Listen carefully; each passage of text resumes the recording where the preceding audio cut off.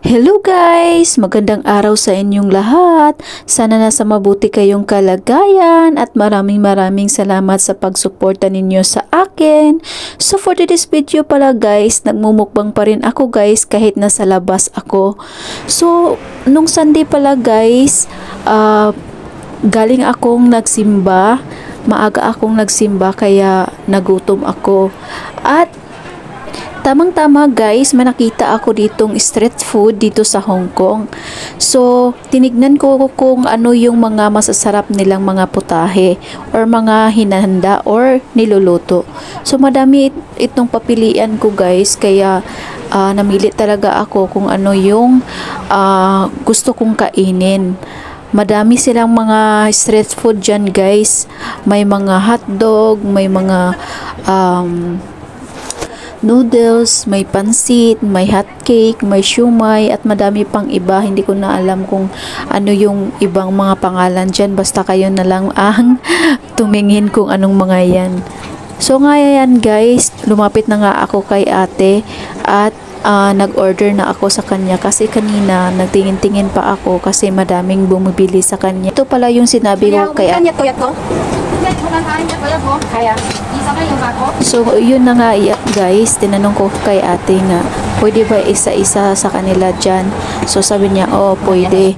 Tapos, nilagyan niya ako ng isa-isa dyan na kahit ano ba sa isa-isa. So, nilagay niya dyan sa plastic. Hindi ko alam kung anong mga yan. Kaya, itatry ko at titikman natin. So, kumuha na pala ako dyan ng sauce guys. May chili sauce at mayroong hindi. So, ito na yan guys, ang aking nabili. So, dyan pala ako uupo at kakain. So, ito pala guys ay yung mga nabili ko. Yung sausage, 16 Hong Kong dollar na yan. Masarap siya guys at namit talaga. Masarap siya na pagkaluto. At may ano dyan, chili sauce. Nilagyan ko siya ng chili sauce kasi nga mahilig ako sa maanghang. Kaya kayang-kaya ko yung mga anghang-anghang na yan. Charot. Oh, tapos hindi ko inubos. Tapos tinikman ko na naman ulit yung iba. So, yan guys. Kinuha ko yung mga binili ko. May ano pala dyan guys, may nanghingi ng limos. So, binigyan ko muna kasi sabi niya kahit konti. So, binigyan ko. Kahit dito sa Hong Kong guys, may mga nanglilimos pa rin.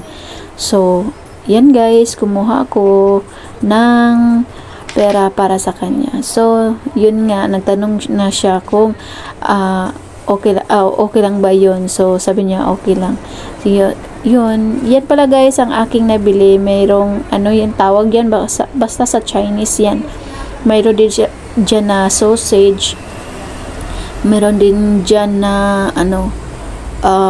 chili, bell pepper, mayroon chicken nuggets.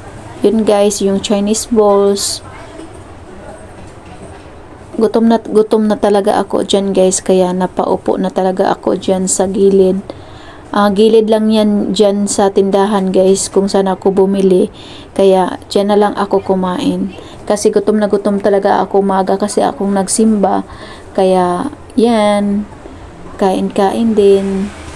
Tapos yan guys, yung bell pepper, hindi siya maanghang guys, okay lang siya, crunchy pa rin siya kahit na pinafry lang yun. Tapos yan guys, maanghang din yan, yung chili. Mahilig talaga ako sa maanghang guys, kahit na anong pagkain dapat may maanghang kasi ganado ako kumakain kapag maanghang. So yan, yung Chinese balls din. Tapos yan guys, hindi talaga ako tumitigil sa kakain guys kahit nasa labas. Ang sarap talaga kumain guys, pero dapat minimize lang talaga din sa pagkain. Kung busog ka na, wag mo na lang ubusin. Tapos yan guys, patuloy pa rin ako sa pagkain-kain.